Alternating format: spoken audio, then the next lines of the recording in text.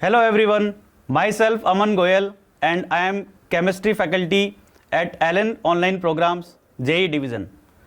And मैं आपको यहाँ पर इंट्रोड्यूस करवाना चाहूँगा हमारे JEE expert Gaurav Sharma sir से, जो कि एलन में एक फंक्शनल टीम मेंबर भी हैं। तो गौरव सर, यहाँ पर हम ये डिस्कशन किस बेसिस पर लेकर आए हैं, क्या यहाँ पर हम स्टूडेंट्स को बताने वाले हैं। तो यहाँ पर जैसा कि यहाँ पर ये पॉडकास्ट आपके जेई मेन की तैयारी को और आसान बनाने के लिए लाए हैं, तो गौरव सर आप इसके ऊपर थोड़ा सा बताएंगे बच्चों को कि क्या करना चाहिए उनको आगे की तैयारी के लिए। Thank you Aman sir. और बच्चों, एक्चुअली आज ये पॉडकास्ट आपको बड़े क्रिटिकल मोमेंट पे हम लोग लेकर आए हैं। जैसे कि अमन सर आपको पता है कि बच्चों के केवल 2 महीने रह गए हैं जेई मेन एग्जामिनेशन में। ऑलमोस्ट 2 महीने बाद इनका जेई मेन का सेशन 1 होगा। तो अगर हम ये कहते हैं कि ऑलमोस्ट 2 महीने करीब रह गए हैं जेई मेन सेशन 1 के, तो बच्चों के लिए बहुत इंपॉर्टेंट टाइम है इस समय कि वो कैसे कैसे एफर्ट करें, कितनी मेहनत किस में करें, जिससे कि उनका मैक्सिमाइजेशन ऑफ मार्क्स हो जाए। आजकल एक नया टर्म कॉइन किया गया है ROI। बिल्कुल ROI सर सुनाइए। लेस एफर्ट में ज्यादा आपका रिटर्न मिल जाए तो इससे अच्छी बात और क्या होगी। तो रिटर्न ऑन इन्वेस्टमेंट, हर कोई व्यक्ति ये चाहता है कि मैं उस जो भी अपने एफर्ट्स करूं उसका मुझे मैक्सिमाइज रिटर्न मिले।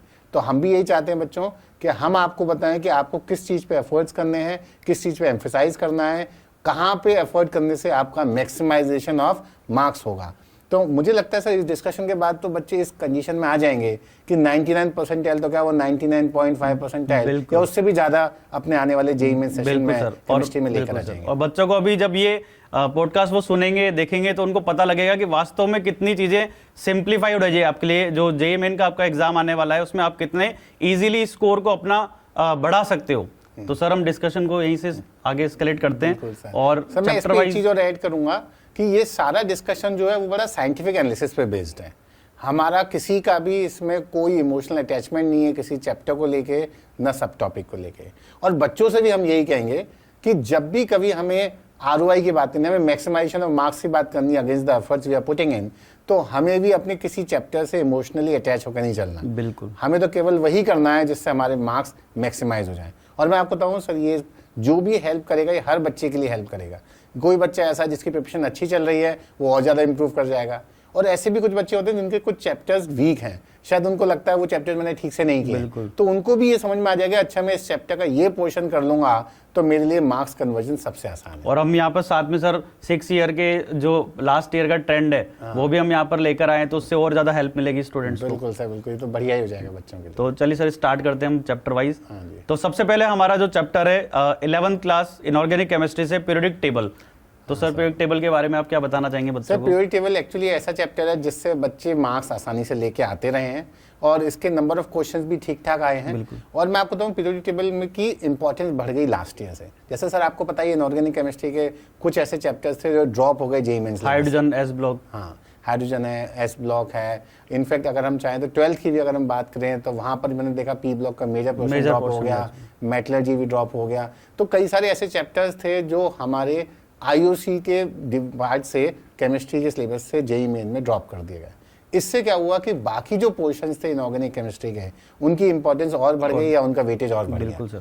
तो उसमें से पीरियोडिक टेबल को भी इस तरह से हम ले सकते हैं कि भाई इसका भी वेटेज बढ़ गया।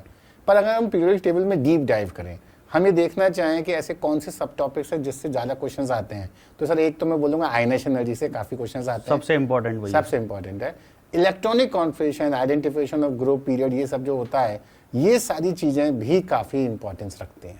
और एटॉमिक रेडियस से भी क्वेश्चन पूछे गए हैं। बिल्कुल सर, एटॉमिक रेडियस से क्वेश्चन पूछे गए हैं, आपने बिल्कुल ठीक कहा, ये भी हमारे लिए काफी इंपॉर्टेंट है जी सर। तो केवल अगर बच्चे इसी पे भी फोकस कर लें जो हमने डिस्कस किया, तो मुझे लगता है उनका ऑलमोस्ट 80% 70% क्वेश्चन पीरियोडिक टेबल के कवर हो जाएंगे। तो आप ये कहना चाह रहे हैं मतलब पीरियोडिक टेबल के अंदर भी स्पेसिफिकली ये 3 टॉपिक्स अगर वो कर ले तो काफी अच्छा स्कोर वो अपना बिल्कुल सर, उसके मतलब मैक्सिमाइजेशन ऑफ मार्क्स हो जाएगा पीरियोडिक टेबल के इस कम एफर्ट के साथ भी। तो बहुत अच्छा है तो आप लोगों के लिए बच्चों। तो सेकंड जो हमारा इसी क्रम में जो टॉपिक है that is chemical bonding.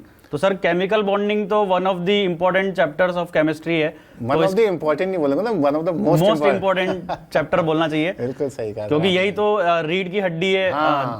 This is the backbone of entire chemistry. बच्चे केमिकल बॉन्डिंग हम केवल इसलिए भी नहीं पढ़ते कि हमें केमिकल बॉन्डिंग से one of the largest number of questions मिलते हैं, इसलिए भी पढ़ते हैं कि वो और बाकी चैप्टर्स में भी हमारा सपोर्ट का काम करता है। तो अगर कोई बोलूं कि one of the most important chapter पूरे जेई सिलेबस में है तो वो केमिकल बॉन्डिंग है, क्योंकि सर इससे नंबर ऑफ क्वेश्चंस तो काफी आते ही हैं, साथ में बाकी चैप्टर में हेल्प करती है। तो सर ऐसा करते हैं हम लोग, इनको साइंटिफिक एनालिसिस के जो हमें मिला वो हम बता देते हैं कि केमिकल बॉन्डिंग में बेटा आपके लिए सबसे इंपॉर्टेंट जो रखता है वो है VSEPR थ्योरी पे क्वेश्चंस, VSEPR थ्योरी पे क्वेश्चंस और मॉलिक्यूलर ऑर्बिटल थ्योरी पे क्वेश्चंस, है ना सर, आप भी एग्री करेंगे इस बात से। तो VSEPR theory, molecular orbital theory पे क्वेश्चंस सबसे ज्यादा पूछे गए हैं, हमें इस पर पूरा फोकस करना ही करना है। और सर इसमें एक हाइब्रिडाइजेशन और VBT के भी क्वेश्चंस काफी पूछे जाते हैं, और जैसे bond parameter, bond angle, bond length वगैरह पे इन पे भी डायरेक्टली ऑर्डर पूछ लिया जाता है जी। और डायपोल मोमेंट, तो अगर मैं फर्स्ट प्रायोरिटी VSEPR थ्योरी और मॉलिक्यूलर ऑर्बिटल थ्योरी को दे रहा हूं तो सेकंड प्रायोरिटी, जैसा कि सर आपने बिल्कुल ठीक कहा, वैलेंस बॉन्ड थ्योरी, हाइब्रिडाइजेशन और डायपोल मोमेंट को दूंगा। इसको भी बच्चे आप लोग प्रैक्टिस में जरूर लेकर आइए, तब आपके सच में मैक्सिमाइजेशन ऑफ मार्क्स हो जाएगा। और यहाँ भी सर मुझे फिर से बोलना पड़ेगा, केमिकल बॉन्डिंग की वेटेज पिछले सालों से और अब बढ़ गई है, क्योंकि बात वही आ गई, IUC के बाकी चैप्टर जब ड्रॉप हुए तो इनकी वेटेज बढ़ जाएगी। बिल्कुल। तो सर नेक्स्ट जो चैप्टर है ऑर्गेनिक केमिस्ट्री के पार्ट से अगर हम बात करें तो IUPAC वैसे तो बहुत ही बेसिक चैप्टर है, लेकिन उसकी इंपॉर्टेंस आप देख सकते हैं कि नंबर ऑफ क्वेश्चन उसमें काफी ज्यादा इंक्रीज हुए हैं लास्ट ईयर में। बिल्कुल सर, आपने बिल्कुल ठीक कहा।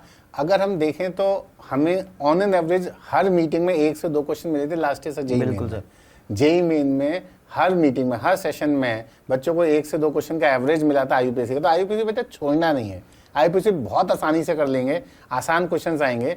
तो IUPAC को हम ज्यादा डिफरेंट, मतलब हम उसको सब टॉपिक वाइज तो बहुत ज्यादा नहीं कह सकते, पर हाँ कॉमन नेम से रिलेटेड भी चीजें कई बार कनेक्ट करके पूछी जाती हैं। पर मैं फिर भी कहूंगा सर जेई मेन में आसान ही क्वेश्चन आया है। सर साइंटिफिक एनालिसिस भी हमारा ये बता रहा है कि लगभग जो पिछले अगर 6 सालों में देखें तो 5 साल में जितने क्वेश्चन है उतने ही लगभग क्वेश्चन केवल अकेले लास्ट ईयर के अंदर पूछे गए। बिल्कुल सही कहा सर आपने कि पिछली बार तो 2024 से ट्रेंड काफी बदला और वो IUPAC को काफी इंपॉर्टेंस अब दे रहा है। तो देखिए आपका ROI कैसे बढ़ेगा कि IUPAC ऐसे चैप्टर्स में एफर्ट्स काफी कम है, और आपके छोटे से एफर्ट से आपका रिटर्न बहुत ज्यादा वहां पर मिलने वाला है। बिल्कुल सही कह रहे हैं आप, IUPAC से काफी अच्छा इनको रिटर्न मिलेगा। तो नेक्स्ट जो चैप्टर है हमारा that is general organic chemistry, जिसको इलेक्ट्रॉनिक डिस्प्लेसमेंट इफेक्ट से भी हम जानते हैं। जी हाँ, एक्चुअली आपने बोल ही दिया तो मैं भी बता दूं सर, जनरल ऑर्गेनिक केमिस्ट्री का सबसे इंपॉर्टेंट पार्ट ही इलेक्ट्रॉनिक डिस्प्लेसमेंट इफेक्ट का एप्लीकेशंस है। तो एक्चुअली जो भी बच्चे आप पढ़ते हैं इलेक्ट्रॉनिक डिस्प्लेसमेंट इफेक्ट वगैरह, जैसे आप पढ़ते हैं inductive effect, electromagnetic effect, hyperconjugation effect और रेजोनेंस इफेक्ट, इनकी एप्लीकेशंस पार्ट पे ज्यादा क्वेश्चंस हैं, पहली बात। दूसरी बात, एसिडिक स्ट्रेंथ वगैरह पे जो क्वेश्चंस आते हैं, जहाँ पे आप ऑर्थो इफेक्ट वगैरह पढ़ते हैं, ये सारी चीजें भी काफी इंपॉर्टेंट है। इन दोनों को टॉपिक्स को मैं सबसे ज्यादा प्रायोरिटी पे रखूंगा जब GOC की बारी आएगी। इसके बाद अगर हम सेकंड प्रायोरिटी वाले टॉपिक्स को देखें तो sir resonance effect, aromaticity, basic strength, steric inhibition of resonance या फिर स्टेरिक इनहिबिशन ऑफ प्रोटोनेशन, ये सारी चीजें जो आती हैं ये हमारी सेकंड प्रायोरिटी पे जाएंगे। SIR इफेक्ट वगैरह बोलते हैं, SIR इफेक्ट हम बोलते हैं एसिडिक स्ट्रेंथ के लिए, और SIP इफेक्ट हम बोलेंगे बेसिक। बिल्कुल ठीक कहा सर आपने। तो ये हमारी सारी चीजें हैं जिस पे बच्चे आपको पक्के से फोकस करके चलना है, और ये आपका मैक्सिमाइजेशन ऑफ मार्क्स के लिए बिल्कुल बिल्कुल इंपॉर्टेंट है। और साइंटिफिक एनालिसिस की अगर हम बात करें तो लगभग 1.5 टाइम्स जो है नंबर ऑफ क्वेश्चन इंक्रीज हुए लास्ट ईयर से GOC के। तो आपका इसमें भी अगर हम ROI की बात करें तो काफी ज्यादा इंक्रीज हो जाएगा। अगर जो सर ने यहाँ पर आपको टॉपिक्स बताए पर्टिकुलरली GOC के अंदर भी जो 4-5 टॉपिक्स है, अगर उन्हीं पे आप ज्यादा फोकस करके मतलब अगर अपने स्कोर को इंप्रूव कर पाएंगे तो आपका ROI अपने आप इंक्रीज हो जाएगा। तो आप देख पा रहे हैं कि 11th के क्लास के जो ये चैप्टर्स है, केमिकल बॉन्डिंग हो गया सर, GOC हो गया, तो मेरे ख्याल से मोस्टली ऑफ द मतलब मैक्सिमाइजेशन मार्क्स तो इन्हीं से आ जाएगा। बाकी चैप्टर्स तो जो है साथ में अगर कर ले तो और ज्यादा इंप्रूव हो जाएगा मार्क्स में। बिल्कुल सर, और जैसे कि अभी हम बोले थे chemical bonding is the spinal cord for the entire chemistry, तो साथ में मैं बोलूंगा GOC is also the spinal cord of entire organic chemistry, है ना। बिल्कुल। तो इसलिए हमें इसको हल्के में नहीं लेना बच्चों, ये आगे भी हमारे हर चैप्टर में सपोर्ट बेस का काम भी करेगा। तो इसी में नेक्स्ट जो चैप्टर है ऑर्गेनिक केमिस्ट्री, आइसोमेरिज्म। तो सर आइसोमेरिज्म पे थोड़ा बच्चों को बताइए। हमेशा सर बच्चों को ऑप्टिकल के नाम पे तो बहुत घबराहट होती है, तो पर सर मैं आपको बता दूं ऑप्टिकल सबसे इंपॉर्टेंस भी रखता है। अगर मैं कुछ भी नहीं कहूं तो ऑलमोस्ट 30-35% का वेटेज जो है क्वेश्चंस का लास्ट ईयर का देखूं, इन टोटलिटी लास्ट 6 ईयर्स का देखूं, तो भी मैं कहूंगा ऑप्टिकल आइसोमेरिज्म पे आएगा। बच्चे ऑप्टिकल आइसोमेरिज्म में आपको ये पता लगना चाहिए कि हमारा म्यूरो कंपाउंड कब है, रेसिन मिक्सचर क्या है, ये कुछ ये सिंपल चीजें जरूर पकड़ लीजिए। जेई मेन में सिंपल कंसेप्ट को पकड़ के क्वेश्चन आते हैं। हालांकि सर मैं बताऊं स्टीरियो आइसोमेरिज्म अपने आप में टोटलिटी में इंपॉर्टेंट है सर। उसका वेटेज भी लास्ट ईयर में बढ़ा है, मतलब ज्योमेट्रिकल से भी बहुत सारे क्वेश्चन पूछे गए, स्ट्रक्चरल से भी। हाँ जी, कॉन्फॉर्मेशंस पे पे क्वेश्चंस का ट्रेंड रहा है, और हम ज्योमेट्रिकल आइसोमेरिज्म की बात करें तो भी उसका ट्रेंड रहा है। तो बच्चों आपको मेन तो यही बात करनी है, जनरल क्लासिफिकेशन ऑफ आइसोमेरिज्म तो आपको पता ही है, तो ऑप्टिकल आइसोमेरिज्म को पूरा आधार बनाइए, और स्टीरियो आइसोमेरिज्म आपके लिए जो भी बची वो भी प्रायोरिटी पे है। और सर एक बार आप अगर क्वेश्चंस पे भी एक बार फोकस करें कि लास्ट ईयर के ट्रेंड से और अभी के ट्रेंड में कितना बदलाव आया है, तो एक बार बच्चों को उससे भी काफी ज्यादा हेल्प मिलेगी। हाँ, तो लास्ट फ्यू ईयर्स के ट्रेंड्स को अगर हम कंपेयर करें तो हमें ये समझ में आता है कि ऑप्टिकल आइसोमेरिज्म के क्वेश्चन ठीक ठाक जैसे आ रहे थे बढ़िया आ ही रहे हैं, ज्योमेट्रिकल आइसोमेरिज्म के क्वेश्चंस भी पहले के मुकाबले बढ़े हैं, तो ये हमें ध्यान रखना होगा। तो इसी में नेक्स्ट चैप्टर जो हमारा ऑर्गेनिक केमिस्ट्री 11th क्लास में, दैट इज हाइड्रोकार्बन। सर काफी इंपॉर्टेंट चैप्टर है और काफी बड़ा चैप्टर भी है। हाँ जी, तो इसके बारे में सर क्या बोलना चाहेंगे? देखिए सर, मैं आपको बताऊं हाइड्रोकार्बन्स काफी बड़ा चैप्टर है, और आपको ये जान के आश्चर्य होगा कि ऑलमोस्ट 60% कंसंट्रेशन ऑफ क्वेश्चंस पूरे एल्कीन्स पे है। एल्कीन्स ही इसका ऐसा पार्ट है जो कि ज्यादातर क्वेश्चंस उसी पे बनेंगे, चाहे डायरेक्ट एल्कीन्स के रिएक्शंस हो, चाहे हम ये कहते हैं properties and preparation of alkenes हो। मतलब ये बहुत इंपॉर्टेंट बात है कि 60 to 70% क्वेश्चंस का कंसंट्रेशन ही वही है, और आप चाहे किसी का भी ट्रेंड्स उठा के देख लीजिए, हमेशा ऐसा होगा ही होगा। तो बच्चों इसमें आपको एक बात ध्यान रखनी पड़ेगी हाइड्रोकार्बन में, कि देखो चैप्टर है बड़ा, अगर आपको कम टाइम में ज्यादा स्कोर करना है, तो अगर आपके पास में एल्केन और एल्काइंस को इतना रिवाइज करने का टाइम नहीं भी बचता है, तो अगर एल्कीन्स पर भी आप पूरा फोकस कर लें तो भी आपके मैक्सिमाइजेशन इन मार्क्स अपने आप आपको नजर आएगा। सर एल्कीन्स पे फोकस करना है, उनके रिएक्शन, मतलब वही जो आपका केमिकल प्रॉपर्टीज एंड आप इलेक्ट्रोफिलिक एडिशन रिएक्शंस वगैरह होते हैं, इस पे काफी क्वेश्चंस आते हैं, और इनकी ऑक्सीडेशन वगैरह पे भी क्वेश्चंस आते हैं, ये आपको करना ही है, और साथ में preparation and properties of alkenes भी उतना ही इंपॉर्टेंट। बिल्कुल। तो सर हम इसको एक बार जो हमारा साइंटिफिक एनालिसिस है उसको हम एक बार आपको कंक्लूड करके बताते हैं कि क्या हमने अभी तक डिस्कशन किया है कि किस चैप्टर में क्या पार्ट इंपॉर्टेंट है, ताकि आप उसको अच्छे से फॉलो कर पाएं। तो सर एक बार बाकी जो चैप्टर्स हैं, अच्छा हम इसमें ये भी बात कर लेते हैं सर कि जो चैप्टर्स हमारे जेईई मेन के सिलेबस से ड्रॉप डाउन हुए हैं, तो उनके लिए क्या बोलना चाहेंगे? क्या उनके कुछ पार्ट कहीं पर पूछे जा सकते हैं किसी से रिलेटेड करके? देखो सर, एक बात तो मैं बोलूंगा, लास्ट ईयर भी मैंने बोला था बच्चों से कि जो सिलेबस में से चैप्टर्स ड्रॉप हो गए, जैसे hydrogen analysis compounds, S block elements, हमें उनकी अब बहुत चिंता नहीं करनी चाहिए। उसमें से लास्ट ईयर का ट्रेंड भी था, हाइड्रोजन एनालिसिस कंपाउंड से एक भी क्वेश्चन हमारे किसी भी सेशन में, किसी भी पेपर में नहीं आया। अगर हम एस ब्लॉक की बात करें तो एक आधा क्वेश्चन अगर आया तो वो हम लोग पीरियोडिक प्रॉपर्टी से रिलेटेड उससे वो था, पीरियोडिक टेबल के हिसाब से कर सकते हैं, वो भी बहुत ज्यादा नहीं पूछा गया, वो छोटे मोटे एल्कली मेटल्स की रिएक्टिविटी और जनरल इंट्रोडक्शन भी था। तो मैं फिर भी मानूंगा वो एक तरीके से पीरियोडिक टेबल के चैप्टर का ही पार्ट हो सकता है, उसके लिए भी हमें बहुत चिंता नहीं करनी। तो बेसिकली सर मैं आपको बताऊं, अच्छी बात यह है कि हमारा जो जेईई का मेन का ट्रेंड है, उन्होंने जो भी सिलेबस में से जो चैप्टर्स ड्रॉप कर दिए वो कहीं ना कहीं उन्होंने कभी भी एग्जामिनेशन में नहीं पूछे। इसमें इस लिस्ट में ऐड करूंगा एनवायरमेंटल केमिस्ट्री को भी। अब एनवायरमेंटल केमिस्ट्री में पहले बहुत क्वेश्चंस आते थे, अब वो सारे क्वेश्चंस उन्होंने लास्ट ईयर सब ड्रॉप कर दिए। अब बच्चों को हाइड्रोजन एनालिसिस कंपाउंड्स हो, एस ब्लॉक एलिमेंट्स हो, एनवायरमेंटल केमिस्ट्री हो, तो इसकी अब चिंता नहीं करनी चाहिए, वो प्रिपरेशन का पार्ट अब नहीं है उनके लिए, जेईई मेन के लिए। तो जैसा कि अभी तक हमने जितना डिस्कशन किया है उससे सर यही समझ में आया है कि जो चैप्टर ड्रॉप हुए हैं उसके कारण जो बचे हुए चैप्टर है उनकी इंपॉर्टेंस काफी ज्यादा बढ़ चुकी है। जैसे केमिकल बॉन्डिंग के क्वेश्चन अब और ज्यादा इंपॉर्टेंट हो चुके हैं, मतलब नंबर ऑफ क्वेश्चन भी बढ़ेंगे, और पीरियोडिक टेबल के अंदर भी सेम होगा, क्योंकि प्रॉपर्टीज से रिलेटेड जो हाइड्रोजन और एस ब्लॉक के अंदर जो प्रॉपर्टीज से रिलेटेड क्वेश्चन आएंगे वो सभी पीरियोडिक टेबल के अंदर रिलेट होंगे। जी हाँ सर, तो वहां पर वेटेज उसका बढ़ जाएगा। बिल्कुल बढ़ गया इसके। तो अब हम एक बार ये डिस्कस कर लेते हैं यहाँ पर सर कि जितने भी चैप्टर्स अभी तक हैं जो 11th क्लास में इनऑर्गेनिक और ऑर्गेनिक के, तो उसमें कौन से टॉपिक्स एक बार आप बताना चाहेंगे कि जो लास्ट टाइम पे एकदम बिल्कुल पढ़ के चले जाए तो आरओए बिल्कुल इंक्रीज हो जाए? हाँ सर, बिल्कुल, जैसा कि हमने अभी डिस्कशन का पार्ट बनाया ही है कि हम वापस से कंक्लूड कर देते हैं बच्चे, अगर आप पीरियोडिक टेबल को पढ़ के जाएंगे, लास्ट में आपको क्या रिवाइज करना है? लास्ट में आपको रिवाइज करना है आयनाइजेशन एनर्जी। आयनाइजेशन एनर्जी के संग आप रिवाइज करेंगे electronic configuration of elements, identification of groups and periods, इसके अलावा से एटॉमिक रेडियस है, और हम कह सकते हैं इलेक्ट्रॉन एफिनिटी से भी क्वेश्चन में हम लोग कई बार देखते रहे हैं। इसके बाद अगर हम केमिकल बॉन्डिंग की बात करेंगे तो हमारे लिए VSEPR थ्योरी सबसे इंपॉर्टेंट है, और साथ में इंपॉर्टेंट है मॉलिक्यूलर ऑर्बिटल थ्योरी। इसके बाद सर अगर हम लोग और भी सब टॉपिक्स पे जाएंगे तो आपका हो सकता है VBT है, हाइब्रिडाइजेशन है, और एटॉमिक रेडियस। इस पे अगर हम फोकस करेंगे तो हमारा बढ़िया अच्छा काम हो जाएगा। अगर हम नेक्स्ट टॉपिक पे बात करें सेलेक्ट ऑर्गेनिक में, तो IUPAC तो आपको छोड़ के जाना ही नहीं है, उसको हम सेग्रीगेट ज़्यादा नहीं कर सकते। पर अगर हम GOC की बात करें, जनरल ऑर्गेनिक केमिस्ट्री की बात करें, तो applications of electronic displacement effect बहुत इंपॉर्टेंट है। इसके अलावा अगर कुछ इंपॉर्टेंट है तो वो एसिडिक स्ट्रेंथ का कंपैरिजन के क्वेश्चन, ठीक है, एरोमेटिसिटी हो गया, स्टेरिक इनहिबिशन ऑफ रेजोनेंस जो लगता है, ऑर्थो इफेक्ट लगता है, इस पे वो ज्यादा फोकस करते हैं। सेकंड प्रायोरिटी पे अगर हम सर बात करेंगे तो फिर हम बोल सकते हैं रेजोनेंस इफेक्ट और एरोमेटिसिटी पे क्वेश्चंस। इसके अलावा अगर हम बात करें बेसिक स्ट्रेंथ जिसमें स्टैटिक इनहिबिशन और प्रोटोनेशन इफेक्ट, ये सारी चीजें लगती हैं, ये भी हमारे लिए सेकंड प्रायोरिटी पे इंपॉर्टेंट है। बच्चों को आपको लास्ट में ये सब ही पढ़ के जाना ही है, तो छोड़ना ही नहीं है इसको। तो ये सब छोड़ना।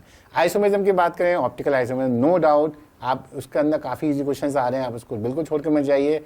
कॉन्फॉर्मेशनल आइसोमेरिज्म पे भी क्वेश्चंस आए हैं पिछले 6 इयर्स में, और ज्योमेट्रिकल आइसोमेरिज्म पे लास्ट ईयर एकदम से क्वेश्चन ज्यादा हैं, हम लोग उस पर भी देख सकते हैं, उसको छोड़ के नहीं जाना चाहिए अगर आप ये चैप्टर पिक कर रहे हैं। पर हाइड्रोकार्बन ऐसा चैप्टर है जिसको मैं नहीं चाहूंगा आप में से कोई छोड़ के जाए, क्योंकि यहाँ पे ROI सबसे आसान है। आपको एल्कीन्स की केमिकल प्रॉपर्टीज के बारे में बात करनी है, रिएक्शंस की बात करनी है, और थोड़ी बहुत अगर बात करनी है तो उसकी फिजिकल प्रॉपर्टीज और प्रिपरेशन की बात करनी है। अगर आपने इतना भी कर लिया तो आपका काफी हद तक काम हो जाएगा। फिर भी कुछ और करना चाहते हैं तो रिएक्शंस ऑफ एल्केन्स आप कर सकते हैं। बिल्कुल सर, तो थैंक यू सो मच कि आपने स्टूडेंट्स के जो अभी तक का उनको जो इतना पेन लग रहा था आगे की सर 11th में, क्योंकि जो केमिकल बॉन्डिंग वाला पार्ट है, पीरियोडिक टेबल वाला पार्ट है, या फिर हम बात करें GOC वाला, तो इनके अंदर मतलब फॉर्मूला नहीं है। जैसे फिजिकल केमिस्ट्री के अंदर तो फॉर्मूला एक बार कर लिया तो क्वेश्चन पे अप्लाई करके और आंसर आ जाएगा। तो ये सारी चीजें हैं जो थ्योरी के साथ साथ कुछ कंसेप्चुअल नॉलेज भी आपको उसके बारे में होनी चाहिए। तो सर आप एक बार इसके बारे में बच्चों को बताएं कि वो कैसे ऑर्गेनिक और इनऑर्गेनिक को एक बार गो थ्रू करें, अपने नोट्स कैसे बनाएं, या अगर बना रखें तो उनको कैसे रिवाइज करें। सर एक और अच्छी बात है कि आपने आज जिस टॉपिक्स पे बात की है वो 11th के टॉपिक्स हैं, और जनरली इस समय जो बच्चे प्रिपेयर कर रहे होते हैं उनका फोकस 12th पे ऑटोमेटिकली ज्यादा हो जाता है, क्योंकि इस समय क्लास 12 के स्टडिंग भी होते हैं जनरली वो। तो आपने जो काम किया है बच्चों के लिए सर, मैं आपको बता रहा हूँ वो बहुत बढ़िया काम करा दिया, क्योंकि 11th के लिए उनके लिए ज्यादा मुश्किल है कैसे आइडेंटिफाई करना कि मैं अब क्या अच्छा करूँ जिससे बढ़िया काम हो जाए। और जैसे कि आपने बोला सर क्या करें हम लोग इनऑर्गेनिक के लिए, ऑर्गेनिक के लिए, तो सर मैं तो बोलता हूँ एक बात साफ, इनऑर्गेनिक में हमें शॉर्ट नोट्स बनाने पड़ेंगे, सिनॉप्सिस बनानी पड़ेगी, NCERT इज अ मस्ट। अगर कुछ भी इरिटेंट क्वेश्चन जो कि फैक्चुअल टाइप क्वेश्चन होता है वो हमेशा NCERT के गिवन इन्फॉर्मेशन के अराउंड ही होता है, तो सिनॉप्सिस बनाइए, ऑल्टरनेटली उसको सिनॉप्सिस को रिविजिट भी करिए, आपको उससे ही काम होगा। रही बात ऑर्गेनिक की, तो ऑर्गेनिक के तो हमें सच में क्लास नोट्स बनाने होंगे। उसकी एक स्ट्रेटेजी है कि कैसे हम लोग बेसिक पार्ट है जो ऑर्गेनिक का IUPAC है और आइसोमेरिज्म है या GOC है, इसको हमें बेसिक पार्ट को अलग तरह से डील करना है। और जब बारी आएगी बाकी चैप्टर्स को लेके, जैसे हाइड्रोकार्बन्स की बात हो रही है, तो हमें यहाँ पे रिएजेंट्स के हिसाब से, नेम रिएक्शन के हिसाब से, या फिर हमें कहीं ना कहीं कुछ मैकेनिज्म्स के हिसाब से भी इसको डील करना ही पड़ेगा। इसके तरीके से ही जब हम आगे बढ़ेंगे सर, तभी हमारा बढ़िया प्रिपरेशन हो जाएगी। Thank you so much sir for this podcast for students. और इसी तरीके से आगे भी ये हमारे जो पॉडकास्ट की जर्नी है वो कंटिन्यूड रहेगी। तो आगे भी जो इन्फॉर्मेशन है एग्जाम रिलेटेड या आपको जो अदर पार्ट्स ऑफ केमिस्ट्री है उनके बारे में हम आगे पॉडकास्ट लेकर आएंगे। So thank you students, thank you. किसी ने इससे पहले वाला वीडियो भी सर हम एक बार लेके आ चुके हैं जो 11th की फिजिकल केमिस्ट्री में डिस्कशन हुआ है, वो भी आपने देखा होगा बच्चों, अगर नहीं देखा है तो आप जरूर देखिएगा। और आने वाले टाइम पे भी हम अब क्लास 12 के लिए भी आगे बहुत सारे चैप्टर्स को लेकर ऐसी डिस्कशन लेकर आएंगे। Thank you everyone. Thank you so much.